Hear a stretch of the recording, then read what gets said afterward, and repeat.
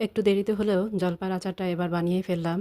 আমি যেভাবে জলপাইয়ের আচার তৈরি করি সেই রেসিপিটাই আপনাদের জন্য নিয়ে হাজির হয়ে গেলাম। হ্যালো, আসসালামু আলাইকুম। সবাই কেমন আছেন? আমি তো সবসময়ের জন্যই আলহামদুলিল্লাহ অনেক, অনেক ভালো আছি। তো আমি যেভাবে জলপাই আচারের জন্য জলপাইটা কাটি সেভাবে কেটে হলুদ, লবণ দিয়ে কিছুক্ষণ মাখিয়ে রেখে দিয়েছিলাম। এভাবে মাখিয়ে রাখলে এর গা থেকে অনেকটা পানি বের হয়। যার কারণে যখন আমরা মসলা দিয়ে জলপাইটা কষাবো তখন এটা গলে যাবে না। তো আমি শুরু করে দিলাম কিভাবে আমার জলপাইয়ের আচার বানাই। আমি সব মশলাগুলো জলপাইয়ের আচারে বলে না, কোনো আচারেই তেমন কোনো মশলা দরকার হয় না। শুধু পাঁচফোড়ন বাটাটা দিলেই খুব ভালো লাগে। পাঁচফোড়ন আমি ২ রকম করে দেই। একটা ১ম এ দেই বাটা এবং পরে দেই গুঁড়াটা ভেজে গুঁড়া করে রাখা সেটাকে সবার শেষে ছড়িয়ে দেই।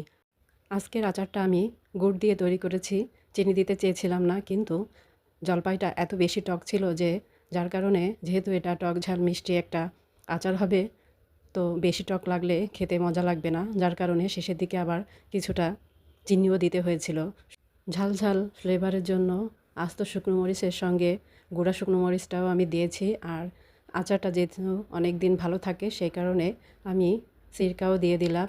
আর সবশেষে আবারও কিছুটা চিনি দিয়ে সুন্দর করে এটাকে নাড়িয়ে চাড়িয়ে, আর একদম হয়ে যাওয়ার সময় আমি এটার উপর কিছুটা মৌরি, মানে গুয়ামড়ি আমরা যেটাকে বলি আমাদের খুলনার ভাষায়, জানি না সবাই কে কী বলে, সেটা দিয়ে ছড়িয়ে কিছুক্ষণ নাড়াচাড়া করে তৈরি করে ফেললাম আমার মজাদার জলপাইয়ের আচার। কেমন লাগলো আমার রেসিপি অবশ্যই আপনারা সবাই কমেন্ট করে বলে যাবেন।